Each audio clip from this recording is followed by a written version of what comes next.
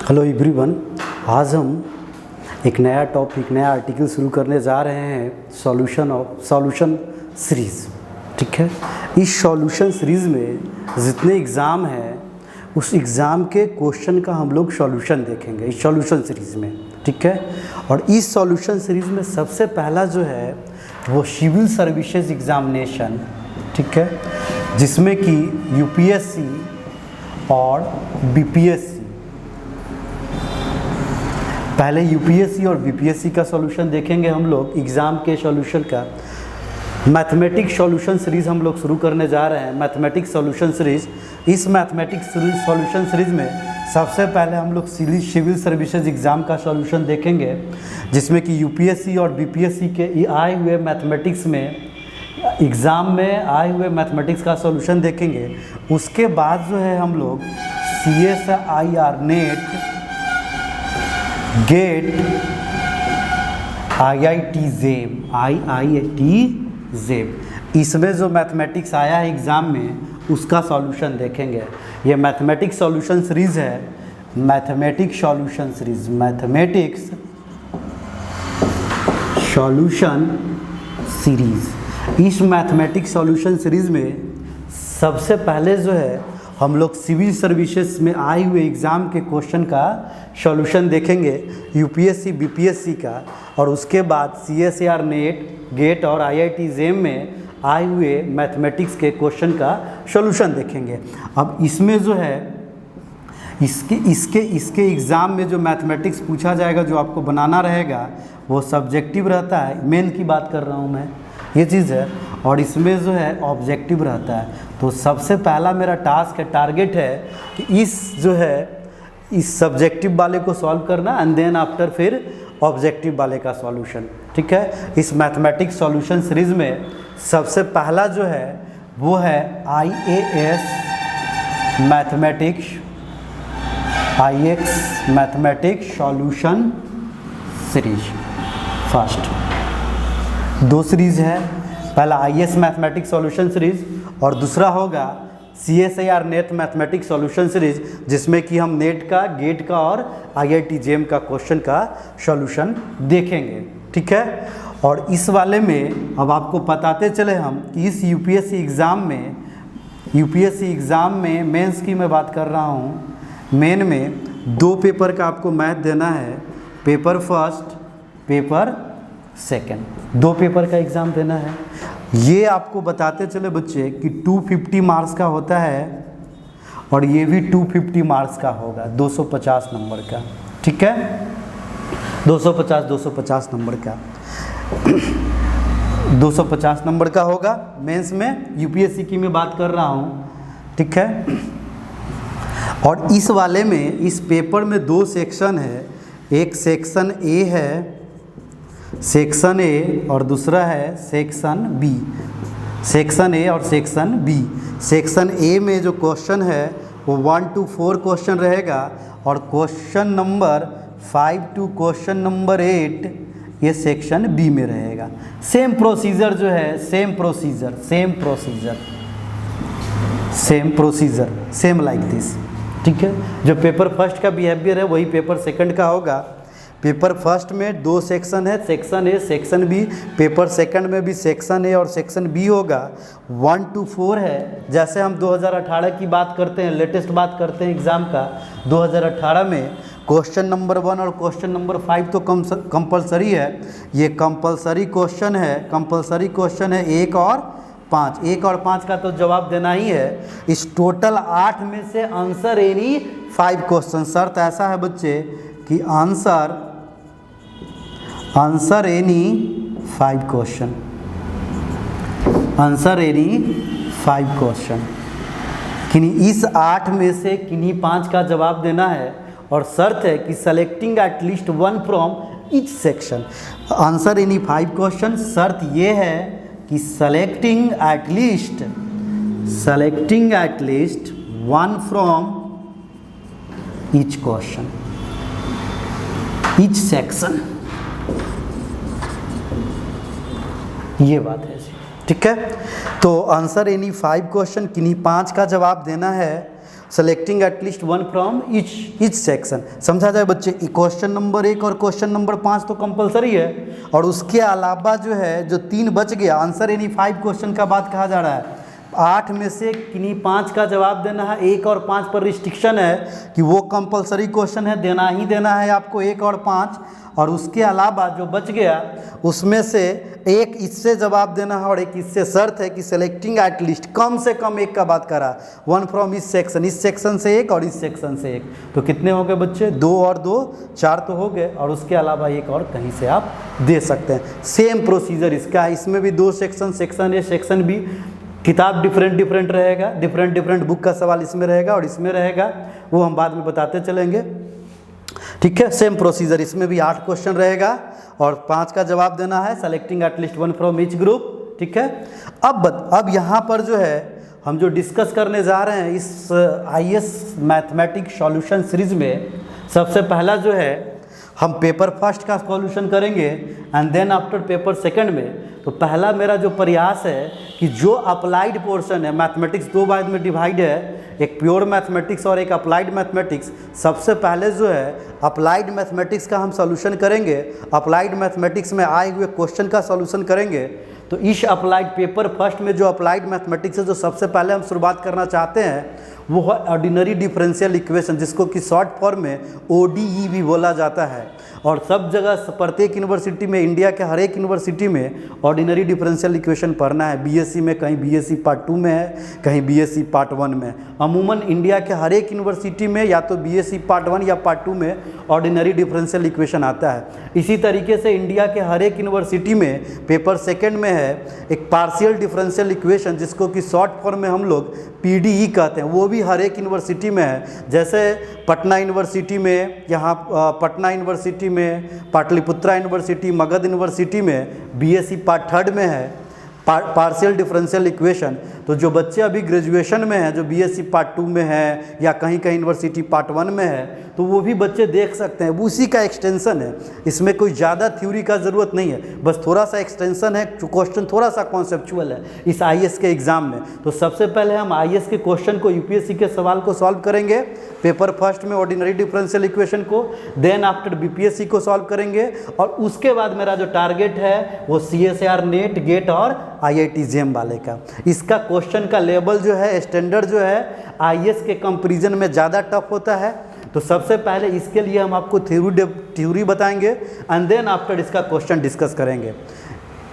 तो पहले जो है हम अप्लाइड पोर्शन सॉल्व कर रहे हैं, ऑर्डिनरी डिफरेंशियल इक्वेशन, इसका पार्शियल डिफरेंशियल, पहला ऑर्डिनरी डिफरेंशियल इक्वेशन हम IAS का सॉल्व करेंगे जितना आज तक सिविल सर्विस UPSC में आया है। उसके बाद जो है फिर BPSC में जो एग्ज़ाम में आया हुआ सवाल है ऑर्डिनरी डिफरेंशियल इक्वेशन से रिलेटेड, उसको हम सॉल्व करेंगे, ईयर बाय ईयर सॉल्व करेंगे। और सबसे पहले अभी लेटेस्ट जो है 2018 से स्टार्ट करते हैं और उसको सॉल्व करेंगे। ठीक है बच्चे, तो यही मेरा टास्क है, टारगेट है, और इसको आप देखिए अच्छे तरीके से। जो बच्चे ग्रेजुएशन में हैं या ग्रेजुएशन कर चुके हैं, जो सिविल सर्विसेज का तैयारी कर रहे हैं, ठीक है, तो उनको मदद मिलेगा इस सॉल्यूशन मैथमेटिकल सॉल्यूशन सीरीज़ से। ठीक है, तो सबसे पहला IAS मैथमेटिकल सॉल्यूशन सीरीज़ में जो है 2018 में जो एग्ज़ाम में पूछा गया UPSC में मेंस में, सिविल सर्विसेज एग्ज़ाम में, उसी का हम सॉल्यूशन करना चाह रहे हैं। ठीक है, और देखा जाए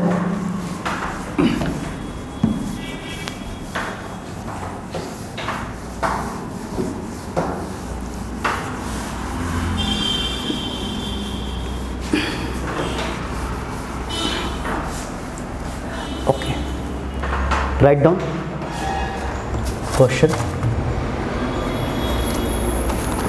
क्वेश्चन ये है, solve the differential equation, D stand for differential equation, solve the differential equation y triple dash minus 6y double dash plus 12y dash minus 8y is equal to 12e to the power 2x, 12e to the power 2x plus 27e to the power minus of x। इसी को solve करना है। ये exam में question पूछा गया है, question number है क्वेश्चन नंबर ये है क्वेश्चन नंबर 5 का सी है। ठीक है जी। नंबर भी हम मेंशन करना चाहेंगे कितने नंबर का ये पूछा गया है, 10 मार्क्स का पूछा गया है। हाँ जी, ये 2018 में पूछा गया है, एग्ज़ाम में पूछा गया है, IAS के एग्ज़ाम में 2018 लेटेस्ट है ये चीज़ है।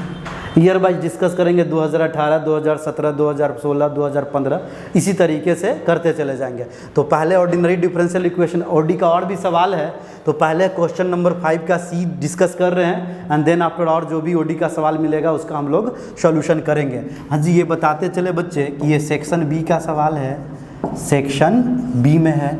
ठीक है, और ये पेपर फर्स्ट का सवाल है, पेपर फर्स्ट। मेंस में आपको 2 पेपर का एग्ज़ाम देना है। पेपर फर्स्ट जो है 250 नंबर का रहेगा, पेपर सेकंड 250 नंबर का रहेगा। पेपर फर्स्ट में ऑर्डिनरी डिफरेंशियल इक्वेशन है, ठीक है, और पेपर सेकंड में पार्शियल डिफरेंशियल इक्वेशन है। पहले हम ऑर्डिनरी डिफरेंशियल इक्वेशन का सवाल सॉल्व कर रहे हैं। ये क्वेश्चन एक्सरसाइज क्वेश्चन नंबर 5 का सी है। तो सॉल्व दिस डिफरेंशियल इक्वेशन, इसको सॉल्व करते हैं हम। 10 नंबर का ये सवाल पूछा गया एग्ज़ाम में। तो सॉल्यूशन का सबसे पहला स्टेप लिखा जाता है बच्चे, क्योंकि सब्जेक्टिव एग्ज़ाम है आपको लिखना पड़ेगा। तो लिखते हैं हम लोग कि given differential equation is y triple dash minus 6y double dash plus 12y dash minus 8y is equal to 12 e raise to the power 2x 27 e to the power minus of x। Okay, इस step के बाद हाँ जी बच्चे, इसको जो है एक चीज़ बताते चले आपको, आप लोग पढ़े होंगे कि y डैश का मतलब ही तो होता है dy/dx। अगर इसको dy/dx फॉर्म में अगर लिखना है तो कैसे लिखेंगे प्यारे बच्चे, क्या लिखा जाएगा, d3y/dx³ minus 6 multiplied with d2y/dx² d2y/dx² plus 12 into y dash मतलब dy/dx plus minus 8y is equal to 12 e to the power 2x 27 of e to the power minus of x। Okay, हाँ जी, इसको इन symbolic form में अगर लिखना है, as we know, अब हम लोग जानते हैं कि since capital D is equal to d/dx होता है। ये पढ़ते आ रहे हैं हम लोग, ग्रेजुएशन में पढ़े थे कि d/dx जो सिंबल है इसको हम लोग डिनोट करते हैं किस चीज़ से बच्चे बताइए, d/dx से। ठीक है जी। इस स्टेप के बाद देखा जाए, अगर इसको सिंबॉलिक फॉर्म में लिखना होगा तो बता सकते हैं बच्चे कैसे करके लिखा जाएगा, बोलिए।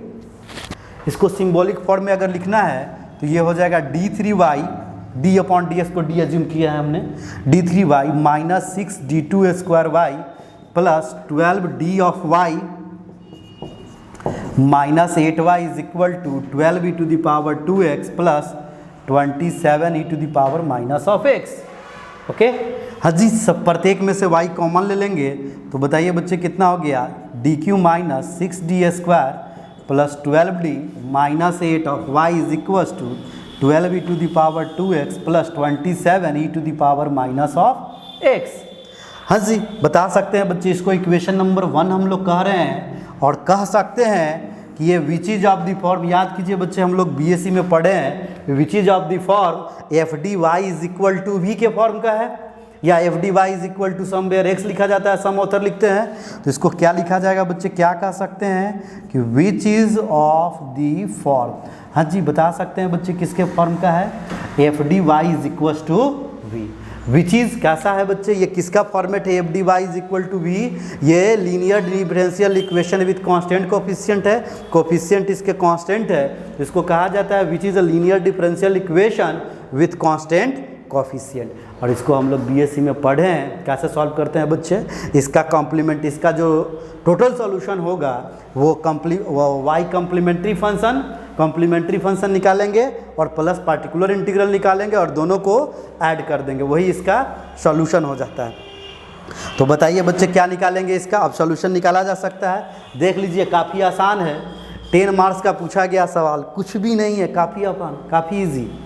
ठीक है, तो देखा जाए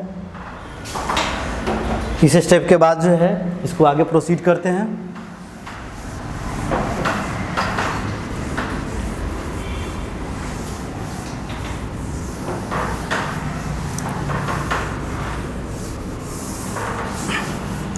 हाँ जी, याद कीजिए, पढ़े होंगे बीएससी में हम लोग पढ़े थे कि F D Y is equal to 0। It's auxiliary equation is, it's auxiliary equation is क्या होता था बच्चे बताइए, एफ डी इक्वल टू 0। हाँ जी, बता सकते हैं बच्चे एफ डी क्या है, यही तो मेरा एफ ऑफ डी है। F of D of Y is equal to, और ये टोटल क्या है, वी है, इससे कंपेयर करवाना चाह रहे हैं, एफ डी इक्वल टू 0। तो एफ डी क्या है बच्चे बताइए, ये D cube minus 6d square plus 12d minus 8 is equal to 0। Okay, इसको फैक्टराइज कर लीजिए, फैक्टराइज कर सकते हैं। एक फार्मूला याद आ रहा होगा, बचपन में आप लोग सीखे होंगे, ए माइनस बी का whole cube, a cube minus b cube minus 3a square b plus 3ab square. इस तरीके से कर सकते हैं, या इसको सॉल्व करने का तरीका होता है, कोई बच्चे कहेंगे कि सर अभी तो ये एडजस्टेबल है, इससे अगर एडजस्टेबल नहीं होगा इससे तो क्या किया जाएगा, कुछ नहीं, हिट एंड ट्रायल मेथड लगाएंगे, काफ़ी आसान। वो भी एक ऐसा वैल्यू सेलेक्ट करेंगे जो इसको सेटिस्फाई करेगा, तो वो उसका एक रूट हो जाएगा। अगला रूट लाने के लिए क्या करेंगे, इस फैक्टर से इस टोटल एक्सप्रेशन को हम लोग डिवाइड करेंगे, अगला रूट मिलेगा। फिलहाल ये एडजस्टेबल है इस पर, तो कोशिश करते हैं इसको एडजस्ट करने का। ये डी का होल क्यू है, इसको लिख सकते हैं डी क्यू माइनस, आराम से इसको पहले लिख लेते हैं, माइनस 8 को लिख सकते हैं बच्चे 2 का क्यू इज इक्वल टू 0। इसको इस फार्मूला से एडजस्ट करना है, ए क्यू माइनस बी क्यू हो गया, इसको लिख सकते हैं minus 3a square into B का मान 2 है, plus 3ab square 3a into B का स्क्वायर, बिल्कुल एडजस्टेबल है। मिला के देख लीजिए, 3 दूनी 6, 6d square, 4 3 12d minus 8 is equal to 0। ये किस फार्मूला पर है बच्चे बताइए, एडजस्ट है उस फार्मूला पर, a माइनस बी का whole cube is equal to 0। और इस होल क्यू का मतलब समझ में आ रहा है बच्चे, क्या लिखा गया, d minus two is equal to 0। This must implies, 3 term का प्रोडक्ट कब 0 होगा, आइदर दिस इक्वल टू 0 और दिस इक्वल टू 0 और दिस इक्वल टू 0। तीनों को जब बारी बारी से आप 0 से इक्वेट कीजिएगा तो बता सकते हैं बच्चे कितना के बराबर आएगा। तीनों को जब आप बारी बारी से 0 से इक्वेट कीजिएगा तो d का सेम ही वैल्यू आएगा। देख लीजिए, इससे भी 2 मिलने वाला है, इससे भी 2 मिलेगा और इससे भी 2 मिलेगा, तीनों से 2 2 2 मिलेगा। This must implies d is equal to 2 2 2। कैसा है बच्चे, ये तीनों आपस में इक्वल हैं, रियल एंड रिपीटेड रूट है, रियल एंड रिपीटेड रूट्स हैं, ये सब रियल एंड रिपीटेड है।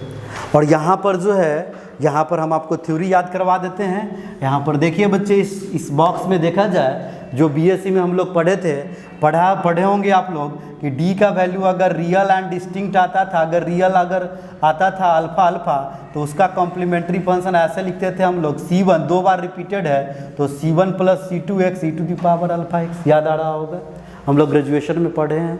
अगर डी का वैल्यू बच्चे अगर अल्फा अल्फा अल्फा आ रहा है तो देन कॉम्प्लीमेंट्री फंक्शन 3 बार है तो C1 plus C2x C3x square e to the power alpha x होगा। इस तरीके से लिखा जाता है, लाइकवाइज लिख सकते हैं। तो देयरफॉर यहाँ से बताइए बच्चे, ये d का वैल्यू जो है इसी वाले फार्मूला से मैच करेगा ना, 3 वैल्यू आया है, तो बताइए therefore y complementary function is equal to C1 plus C2x C3x square e to the power alpha x, and alpha का वैल्यू यही तो है मेरा 2x।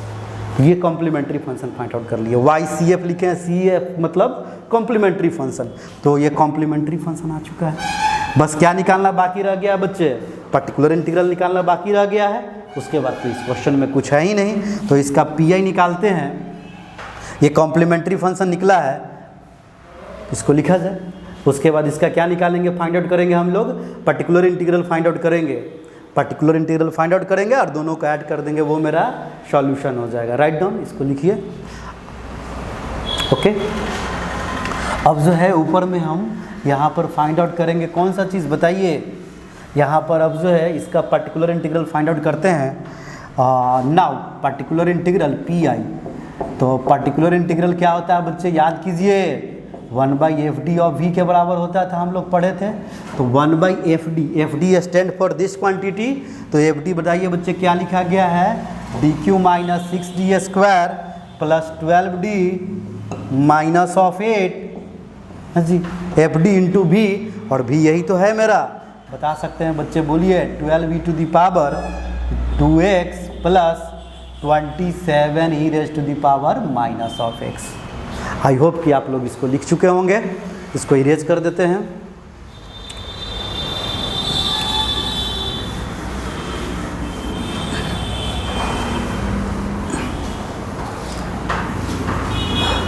ओके, आइए, अगर इसका पर्टिकुलर इंटीग्रल निकालना है तो जैसा कि हम लोग ग्रेजुएशन में पढ़े थे, ये पहला क्वांटिटी एक दूसरा क्वांटिटी है, दो क्वांटिटी का ऐड है और हमें पीएफ निकालना है, पर्टिकुलर इंटीग्रल निकालना है। दोनों को अलग अलग सेपरेट कर सकते हैं, अलग अलग इंडिविजुअली जो है दोनों का पर्टिकुलर इंटीग्रल निकाल के ऐड कर देंगे, करना कुछ भी नहीं है। तो यहाँ से क्या लिख सकते हैं बच्चा, और ये वाला चीज़ जो है अभी हम लोग देखे थे कि यही वाला चीज़ को अगर एक्सटेंड किए थे तो ये d-2 का हॉल क्यों है, यही तो था। ठीक है जी, और ये क्या लिखा गया, दोनों को अलग अलग कर देते हैं। तो पहले निकालेंगे 12e⁻²x प्लस 1/d-2 का होल क्यूब 27e⁻⁻x। कोई दिक्कत नहीं है। यहाँ से बताइए बच्चे, ये तो कांस्टेंट है, ये बाहर आ जाता था, पढ़े होंगे कि कांस्टेंट के साथ वेरिएबल कांस्टेंट बाहर हो जाएगा, 12 बाहर होगा, हमें कैलकुलेट करना है d-2 का होल क्यूब e⁻²x। लाइकवाइज 27 इस बाहर आ जाएगा और d-2 का होल क्यूब e⁻⁻x। हाँ जी, कोई दिक्कत नहीं होना चाहिए। यहाँ के बाद बताइए बच्चे, नीचे वाला इरेज कर देते हैं हम। हाँ जी, देखते रहिएगा, ये बाद में हम यूज़ करेगा, इसको लिखेंगे। हाँ जी, अब ज़रा एक चीज़ देखिए, आपको फिर से याद करवाते हैं जो ग्रेजुएशन में पढ़ना था। एक नियम पढ़े होंगे, रूल पढ़े होंगे, अगर नहीं पढ़े हैं तो सीख लीजिए कि देखिए भाई, अगर पर्टिकुलर इंटीग्रल हमें इसका निकालना है 1/fd e⁻mx का, अगर इस तरीके का सिचुएशन e⁻mx है तो इस d को हम लोग रिप्लेस करते हैं, x का जो कोफिशिएंट m है m से रिप्लेस करते हैं, यानी कि ये हो जाएगा fm e⁻mx, d is simply replace by m। लेकिन ये शर्त है बच्चे, यही शर्त है जो आपको जानना था कि प्रोवाइडेड ये शर्त है कि दिस fm जो है इज नॉट इक्वल्स टू 0। ये fm क्या नहीं होना चाहिए, 0 के बराबर नहीं होना चाहिए। क्यों? क्योंकि अगर 0 हो जाएगा तो 1/0, ये तो फिर इन्फिनिटी हो जाएगा, है कि नहीं है। तो सवाल उठता है कि बच्चे अगर ये 0 होने लग जाए तो उस स्थिति में क्या करेंगे। तो उसके लिए भी फार्मूला है, देख लीजिए, बता रहा है कि इफ़ अगर ये क्वांटिटी fm 0 है, fm कैसा है, 0 है, तो then pi is equal to हो जाएगा, ये जो क्वांटिटी लिखा गया है, अगर इसका लिखना है pi, देन ये जो इतना लिखा गया है, देन दिस बिकम्स, अच्छा तरीके से देखिएगा इधर बच्चे, fd 1/fd e⁻mx। कब? जब m यहाँ पर रख रहे हैं, fm कैसा हो रहा है, 0 हो जा रहा है, देन दैट केस x को पहले मल्टीप्लाई कर लेंगे, इसका डेरिवेटिव लिखेंगे, तो ये f' हो गया और e⁻mx, फिर d को रिप्लेस कर देंगे m से। लाइकवाइज सेम प्रोसीजर चलता रहेगा। क्या किया है, कुछ नहीं, अगर ये 0 होने लग जाए बच्चे, एक x बाहर में मल्टीप्लाई कीजिए, इसका डेरिवेटिव निकालिए और फिर जो है वही प्रोसीजर लगाते चले जाइए जो ऊपर में। देखिए, इसको हम करके दिखाते हैं, आपको समझ में आएगा। तो बताइए बच्चे, कितना हो गया, 12। अगर d के जगह पर आपने m2 रखा है तो 2 - 2 कट के 0 हो जा रहा है, तो 0 हो जा रहा है। तो देख लो भाई, सेकंड वाला केस लगने वाला है, तो 0 हो जाएगा। तो क्या पढ़े थे बच्चे, देखिए 2 से रिप्लेस कीजिए, 2 - 2 0, तो एक x लिखेंगे और इसका डेरिवेटिव कर देंगे, तो 3 × d-2 का होल स्क्वायर। पढ़े होंगे बच्चे, x⁻m का डेरिवेटिव पावर x में गुना होगा, पावर में 1 का कमी, तो 3x में 3x⁻3 का डेरिवेटिव 3x⁻2, उसी लहजे में लिखे हैं 3 × दिस का पावर 2 और e⁻2x प्लस। ओके, यहाँ पर देखिए बच्चे, यहाँ कोई दिक्कत नहीं है। अगर आप -x लिखा गया, यानी कि -1 मल्टीप्लाइड विद x है, अगर हम इस d को रिप्लेस कर दे रहे हैं -1 से, तो -1 - 2 -3, और -3 का पावर 3 कीजिएगा तो -27। कोई दिक्कत नहीं है, कोई 0 यहाँ पर नहीं होने वाला है। तो -27 e⁻, क्या किए बच्चे, -1 को यहाँ सब्स्टिट्यूट कर लिया। ठीक है, इस स्टेप के बाद देखा जाए बहादुर बच्चे, यहाँ पर देखिए, इस स्टेप के बाद एक चीज़ और बताइए आप, अगर आप d के जगह पर फिर से अगर आप अगेन 2 रखिएगा तो क्या हो जाएगा बच्चे, d के जगह पर 2 - 2 करके फिर से 0 हो जा रहा है, तो 0 हो रहा है। सेम प्रोसीजर 12x था, अभी वर्किंग रूल पढ़े हैं कि अगर ये क्वांटिटी 0 होने लग जाए तो एक x मल्टीप्लाई कर लीजिए, तो एक x मल्टीप्लाई करेंगे और इस क्वांटिटी का डेरिवेटिव कर दीजिए, तो x⁻2 का डेरिवेटिव जानते हैं, x² का डिफरेंशिएशन 2x, तो 2 इंटू दिस, आगे में 3 से multiply 6d minus 2 e to the power 2x plus, और ये 27 से 27 कैंसिल आउट हो गया है, तो ये कितना हो गया minus e to the power minus of x। अब बताइए बच्चे कितना हो गया, ये 12x स्क्वायर। अगेन अगर d के जगह पर 2 आप रख रहे हो तो 2 माइनस 2 कट के 0 हो जा रहा है। फिर वही काम क्या लिखेंगे, एक x लिखेंगे और इसका डेरिवेटिव कीजिए, तो 6 में d से मल्टीप्लाई 6d है, d ही के रिस्पेक्ट में डेरिवेटिव करना है, तो 6 कांस्टेंट बाहर, d का d के रिस्पेक्ट में डेरिवेटिव 1, और 6 दूनी 12, 12 कांस्टेंट का डेरिवेटिव 0, तो ये सिंपली हो गया है बच्चे 6 ई टू द पावर कितना 2x minus e to the power minus 6 हो गया। 6 से 6 कट, ये कितना हो गया 6 2 जा 12, 2x क्यूब, 6 2 जा 12, 2x cube, 2x cube e to the power 2x minus of e to the power minus of x। ठीक है जी बच्चे, 6 2 जा 12, 2x cube e to the power this minus e to the power minus, ये मेरा क्या निकल गया बच्चे, पर्टिकुलर इंटीग्रल निकला है, पर्टिकुलर इंटीग्रल। अब हमें फाइनल सॉल्यूशन लिखना है, तो therefore required solution is y का कॉम्प्लीमेंट्री पार्ट प्लस y का पर्टिकुलर इंटीग्रल पार्ट। तो बताइए बच्चे फाइनल आंसर क्या लिखा जाएगा, ऊपर से लिख दें, ऊपर से लिखते हैं। अब जी देखा जाए तो यहाँ के बाद क्या लिखा जाएगा बच्चे बताइए, therefore required solution is, therefore required solution is y is equal to y complementary function plus y का particular integral। this must implies y is equal to y complementary बता सकते हैं बच्चे कितना है, y का complementary पार्ट पीछे निकाले थे, क्या था बताइए, c1 plus c2x plus c3x square, ये सब constant c1 c2 c3 e to the power 2x था प्लस पार्टिकुलर इंटीग्रल अभी हम लोग फाइंड आउट किए हैं, क्या लिखा गया है बच्चे बताइए, 2x to the power 3 e to the power 2x minus e to the power minus x। यही रिक्वायर्ड सॉल्यूशन हो गया, which is the required solution of given differential equation. यही 10 नंबर में पूछा है, काफ़ी आसान। ग्रेजुएशन वाले बच्चे भी कर सकते हैं, ग्रेजुएशन में हर एक जगह पढ़ना है, लेकिन पढ़ाया गया आपको यूनिवर्सिटी में या नहीं पढ़ाया गया वो अलग मैटर है, बस थोड़ा सा कॉन्सेप्चुअल था, चूँकि 10 नंबर का सवाल है, सिविल सर्विसेज का सवाल है, यूपीएससी का सवाल है, तो क्वेश्चन थोड़ा सा एक्सटेंडेड है। क्या किए बच्चे, हम लोग ग्रेजुएशन में पढ़े थे, ये फार्मूला सब कोई पढ़े हैं कि एम को डी को रिप्लेस करते हैं एम से, f m e to the power m x, लेकिन ये वाला शर्त आपको अच्छे तरीके से जानकारी रखना था। कब, जब f m is not equal to 0।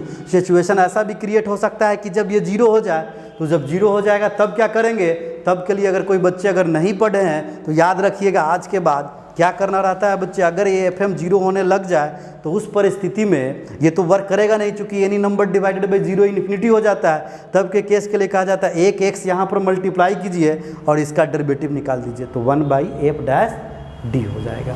ठीक है जी बच्चे, और इट लाइक वाइज फिर वही प्रोसीजर अप्लाई कर देते हैं। तो ये 10 नंबर का सवाल था। तो सबसे पहला जो है, अभी जो हम लोग जो काम कर रहे हैं वो IAS मैथमेटिक्स सॉल्यूशन सीरीज पर काम कर रहे हैं। IAS मैथमेटिक्स सॉल्यूशन सीरीज में आज जो है लेक्चर 1 में हम लोग 2018 का ऑर्डिनरी डिफरेंशियल इक्वेशन का सॉल्यूशन देख रहे हैं। क्वेश्चन नंबर 5, क्वेश्चन नंबर पहला देखें जो 5 के सी में पूछा गया। और भी जो भी डिफरेंशियल इक्वेशन का सवाल होगा उसको हम लोग ढूंढ के बनाएंगे। पहले ओडी का बनाएंगे और 2018 का ही बीपीएससी का सवाल बनाएंगे। उसी तरीके से फिर 2017 का अभी अप्लाइड वाला पोर्शन स्टार्ट किए हैं। ओडी के बाद पीडी में चलेंगे, क्योंकि ये जो अप्लाइड मैथमेटिक्स में जो है 2 मेजर पोर्शन है, एक ऑर्डिनरी डिफरेंशियल इक्वेशन और एक पार्शियल डिफरेंशियल इक्वेशन। इस ऑर्डिनरी डिफरेंशियल इक्वेशन में लेप्लास ट्रांसफॉर्मेशन से भी सॉल्व किया जाता है, तो हम उसको भी इंक्लूड किए हुए हैं कि ऐसा ऑर्डिनरी डिफरेंशियल इक्वेशन का सवाल जो लेप्लास ट्रांसफॉर्मेशन से बनता है उसको भी हम लोग डिस्कस करेंगे। यानी कहने का मतलब मेरा है कि ऑर्डिनरी डिफरेंशियल इक्वेशन से रिलेटेड जो कोई भी सवाल IAS एग्ज़ाम में पूछा गया है उसका हम सॉल्यूशन करेंगे। 2018 लाइकवाइज फिर 2017, 2016 और पहले IAS का एग्ज़ाम का सॉल्व करेंगे, फिर Bihar public service commission BPSC के एग्ज़ाम का मैथमेटिक्स का ऑर्डिनरी डिफरेंशियल इक्वेशन का सवाल सॉल्व करेंगे। देन आफ्टर फिर अप्लाइड में ही फिर पार्शियल डिफरेंशियल इक्वेशन का सवाल सॉल्व करेंगे IAS एग्ज़ाम का, और उसके बाद BPSC का एग्ज़ाम का। उसके बाद जो है हम लोग जो है नेट, गेट और IIT जेम का